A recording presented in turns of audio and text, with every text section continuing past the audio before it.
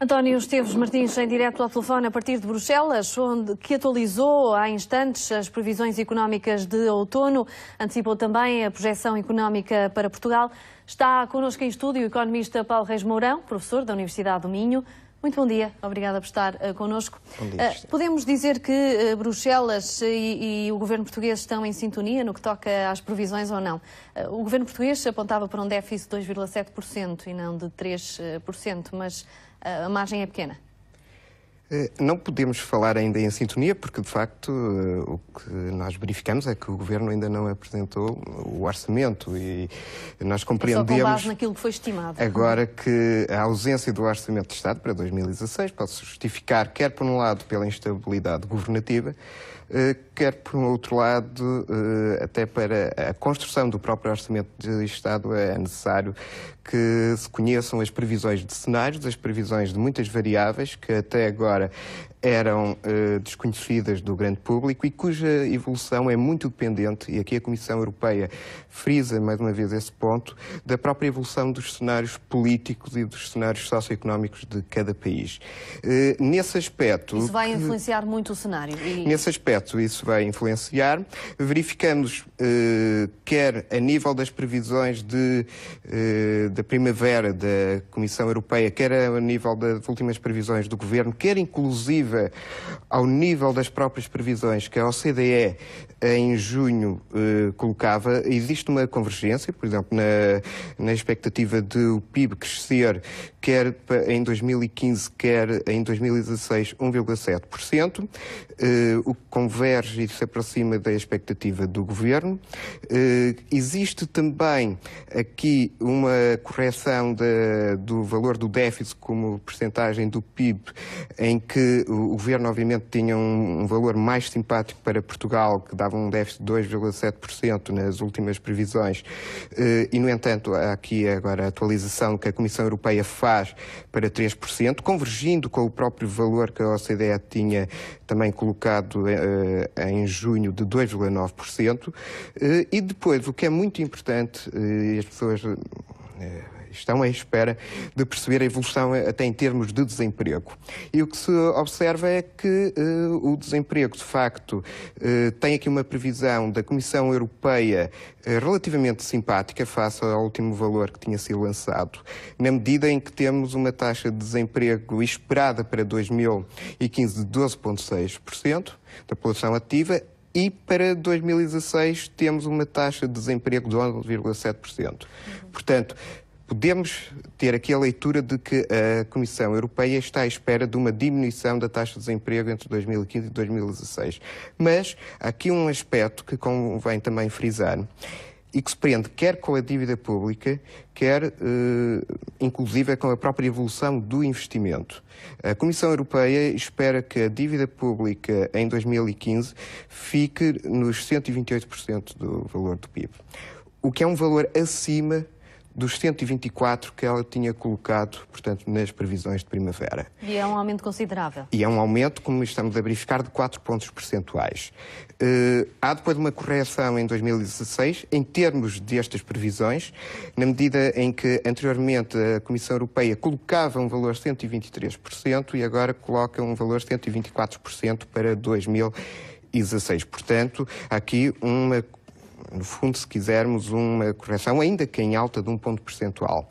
Agora, é muito importante a questão do investimento, porque aquilo que nós estamos a verificar é que a Comissão Europeia espera que o investimento cresça em 2015, portanto, já com praticamente valores muito definitivos, 5,6%.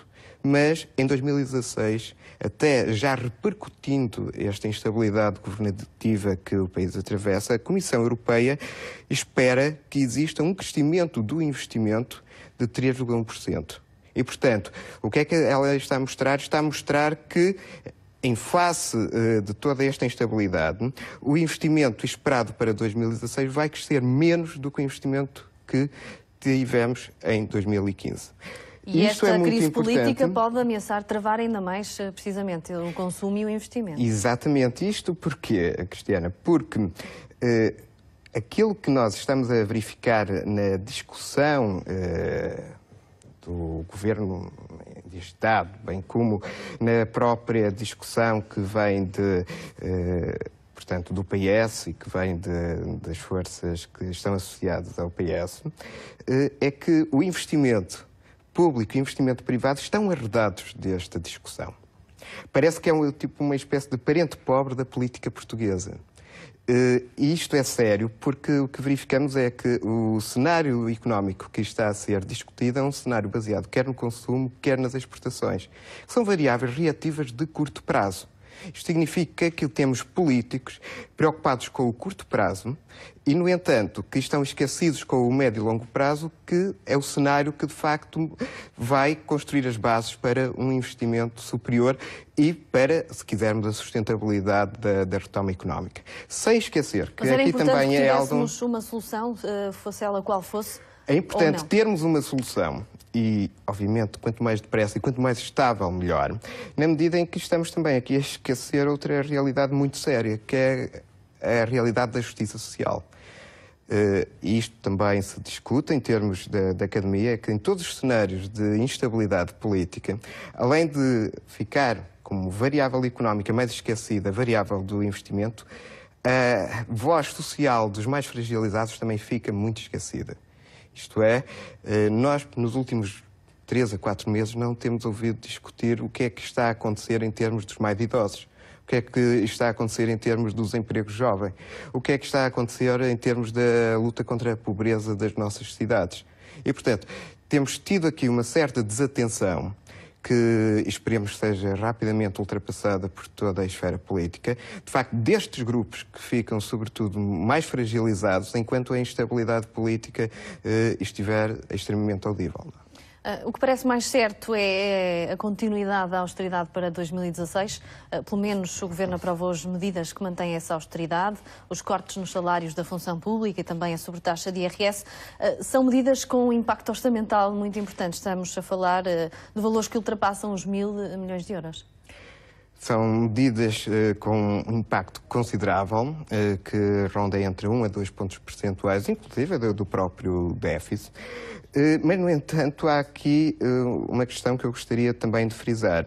É que não só em termos de leitura constitucional, bem como de interpretação dos diversos diplomas complementares, nós estamos aqui a jogar naquilo que é denominada a fronteira da interpretação legislativa. E na fronteira da interpretação legislativa há 3 riscos muito sérios. Está-se a referir ao facto de as medidas poderem cair em janeiro do próximo ano, poderem sem o Orçamento de Estado aprovado. Poderem ser revistas em sede do orçamento que for depois aprovado em sede parlamentar, mas também em sede de orçamentos retificativos que se possam facilmente prever. Mas aqui há opiniões contrárias.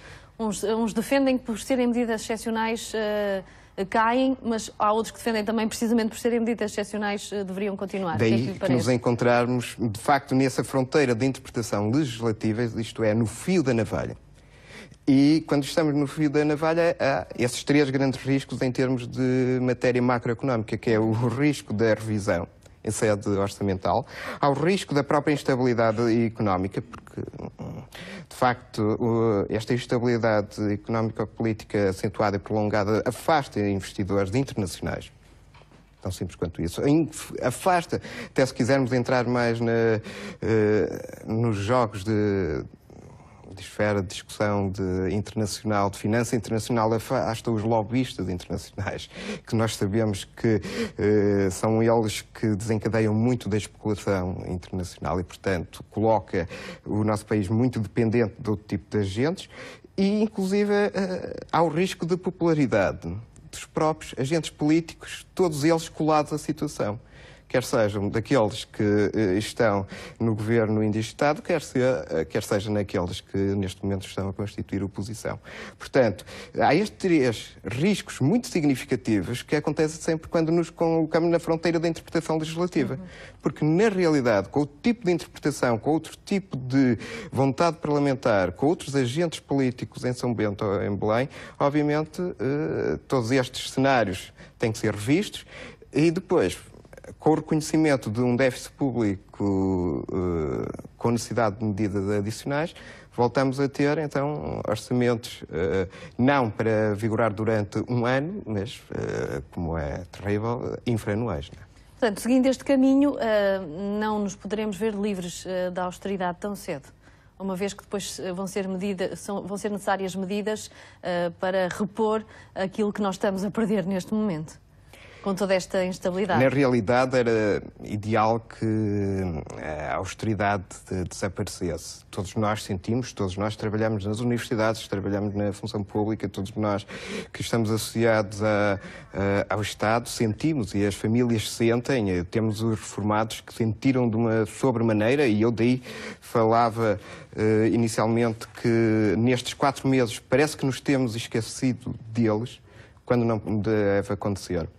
E, na realidade, aquilo que se espera é que se construa um cenário estável, um cenário em que nós tenhamos uma declaração clara daquilo que os agentes políticos pretendem para a sociedade portuguesa nos próximos tempos, sob o risco de estas previsões que a própria Comissão Europeia coloca, com os avisos que estão subjacentes, obrigarem os políticos a assumirem um papel tão responsável, pelo menos, quanto a própria sociedade portuguesa está a assumir.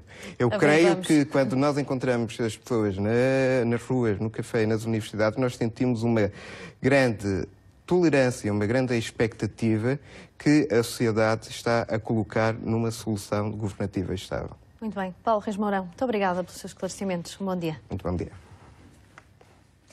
E nesta